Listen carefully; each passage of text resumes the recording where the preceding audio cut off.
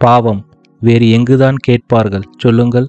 ஊர் பெயரை மறைத்து கொண்டுதான் கேட்கிறார்கள். அனைத்துமே மோசமான கேள்விகள் அல்ல.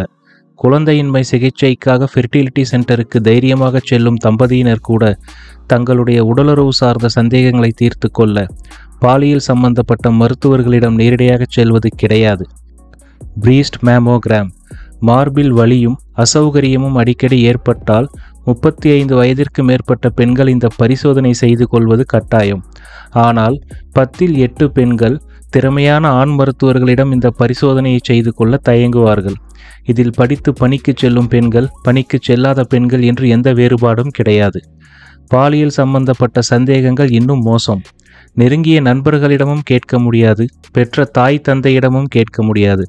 ஏனென்றால் நம் நாட்டில் செக்ஸ் எஜுகேஷன் இன்னும் வெளிப்படைத்தன்மையை அடையவில்லை.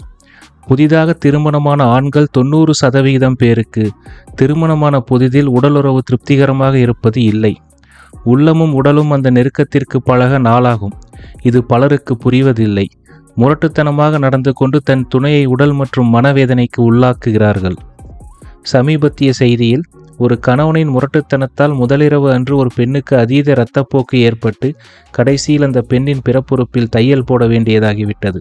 அந்த முட்டாள் கணவனிடம் ஏன் இப்படி நடந்து கொண்டாய் என்று கேட்டதற்கு, முதலிரவில் உடலுறவு சரியாக நடக்காவிட்டால் தன்னை தன் நண்பர்கள் ஆண்மை இல்லாதவன் என்று கூறிவிடுவார்கள் என்ற அச்சத்தினால் முரட்டுத்தனமாக நடந்து கொண்டதாக கூறியிருக்கிறான் அந்த கணவன். எப்பேற்பட்ட வலிமை வாய்ந்த ஆண்மகனாக இருந்தாலும் திருமணமான சில நாட்கள் உடலுறவு திருப்தியாக இருக்காது. அனைத்தும் சரியாக பொருந்தி வர ஓரிரு வாரங்களாவது ஆகும். ரெடிஃப் போன்ற தளங்களில் இது சம்பந்தப்பட்ட பாலியல் கேள்விகளுக்கு நல்ல முறையில் பதில் தருகிறார்கள். ஆனால் இதுவும் யூடியூப் ஜோதிட பலன்களைப் போலத்தான். அதாவது அனைத்து ராசியினருக்கும் ஓரளவிற்கு பொருந்தும் பொது பலன்கள்தான். துல்லியமாக பலன்களை கணித்து கூற வேண்டும் என்றால் தனிப்பட்ட நபரின் ஜாதகத்தை அந்த ஜோதிடர் ஆராய வேண்டும். பாலியல் சம்பந்தப்பட்ட கேள்விகளும் அப்படித்தான். சம்பந்தப்பட்ட நபரை மருத்துவர் நேரில் பார்த்து அவருடைய உடல்நலன் சார்ந்த விஷயங்களை முறையாக பரிசோதிக்காத வரை அவருடைய கேள்விகளுக்கு துல்லியமான பதில் கிடைக்காது. உடலுறவு என்பது மனமும் உடலும் சார்ந்தது. இரண்டுமே நல்ல முறையில் இருந்தால்தான் உறவு சிக்கலின்றி சிறப்பாக இருக்கும்.